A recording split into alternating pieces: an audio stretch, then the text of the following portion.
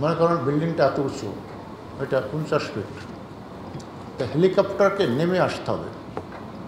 নেমে এসে 4তলা যে জায়গাটা, সেই জায়গায় হেলিকপ্টারকে অবস্থান নিতে হবে।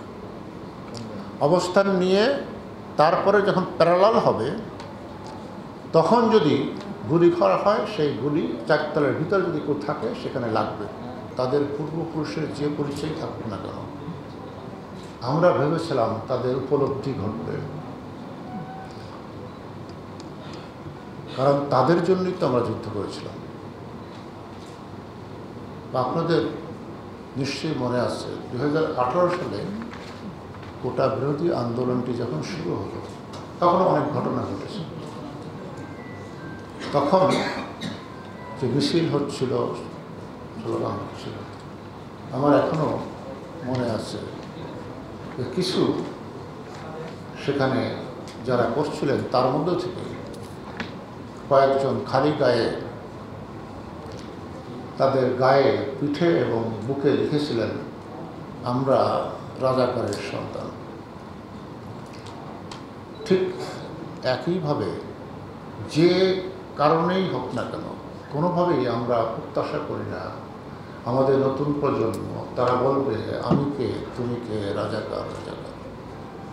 কারণ রাজাকারের যে বিভৎস চিত্রটি আমরা দেখেছি। তারপরে আমি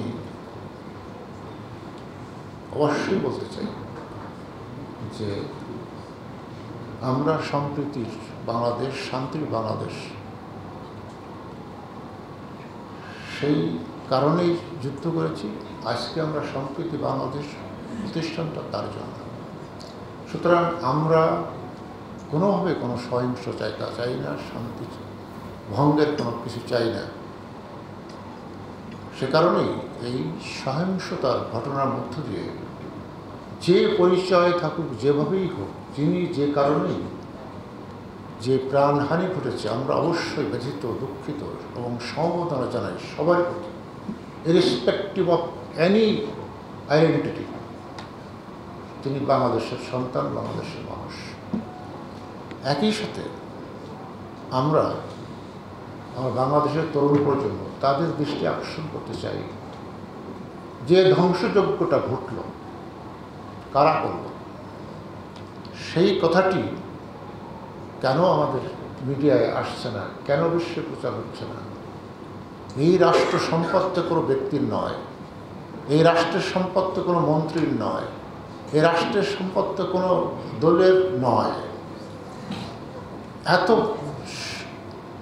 পরিশ্রম, এত অর্থের বিনিময়ে এত সম্পদ, যেটা আমাদের রাষ্ট্রকে মর্যাদা দিয়েছে, পদ্মা সেতু আমাদের রাষ্ট্রকে মর্যাদা দিয়েছে, মেট্রো রেল আমাদের মর্যাদা দিয়েছে বিশ্ব অঙ্গনে, সেটা তো কারো ব্যক্তির সম্পদ নয়, কোনো মন্ত্রীর সম্পদ নয়, কোনো দলের সম্পদ নয়। তাহলে এরা কারা? সে কারণেই বলছিলাম যে অত্যন্ত যে বাংলাদেশের কোনো তরুণ মানুষ, কোনো মানুষ তারা এই কাজ করতে পারে। আমরা 71-এ যুদ্ধ করে এদের জন্য করেছিলাম, ভাবতেই পারছি না। সেই ঘটনা ঘটে গেল বাংলাদেশে। তারপরে এই ঘটনাকে কেন্দ্র করে যেটা আমরা দেখছি, মানে এখানে আলোচনাগুলো এসেছে, গুজব গুজব গুজব বিভ্রান্ত, কত বড় গুজব, এবং সেই গুজবে যাদেরকে আমরা ইন্টেলেকচুয়াল বলি, যাদেরকে সম্মান করি, শ্রদ্ধা করি, যাদেরকে জ্ঞানী হিসেবে মনে করি, তারা আনুষ্ঠানিকভাবে এই গুজবকে পত্রিকায় সম্পাদকীয়, উপসম্পাদকীয় লিখে সেটিকে, এই গুজবকেই সত্যের পরিণত করতে চাচ্ছে।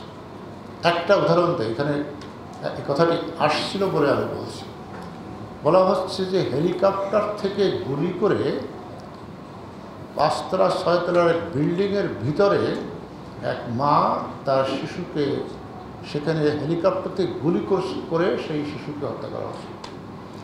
এবং অত্যন্ত দায়িত্বশীল, শ্রদ্ধাবান, জ্ঞানী একজন সম্পাদক সেই কথা লিখেছেন। আমি যেহেতু সামরিক বাহিনীতে চাকরি করেছি, একটা বিল্ডিং যদি ধরেন 6 তলা, তার একটা উচ্চতা কত ফিট হবে? 50 ফিট বা 60 ফিট হবে। যদি 4 তলায় হেলিকপ্টারকে গুলি করতে হয়, মনে করেন বিল্ডিংটা এত উঁচু, এটা 50 ফিট, তো হেলিকপ্টারকে নেমে আসতে হবে। নেমে এসে 4 তলা যে জায়গাটা, সেই জায়গায় হেলিকপ্টারকে অবস্থান নিতে হবে। অবস্থান নিয়ে তারপরে যখন প্যারালাল হবে, তখন যদি গুলি করা হয়, সেই গুলি 4 তলার ভিতরে যদি কেউ থাকে সেখানে লাগবে। তাছাড়া যদি উপর থেকে গুলি করা হয়, কোনোভাবেই সেই গুলি ওই বিল্ডিংয়ের ভিতরে যেয়ে কাউকে গুলিবিদ্ধ করবে না। এটা হলো যে অস্ত্রের যে বৈশিষ্ট্য, অস্ত্রের যে ক্যারেক্টারিস্টিক্স, যেটাকে বলা হয় যে সীমাবদ্ধতা, লিমিটেশন, সেটি হলো এটি। এটি আমরা প্রফেশনালি দেখেছি, যেটা সম্ভব নয়, হতে পারে না।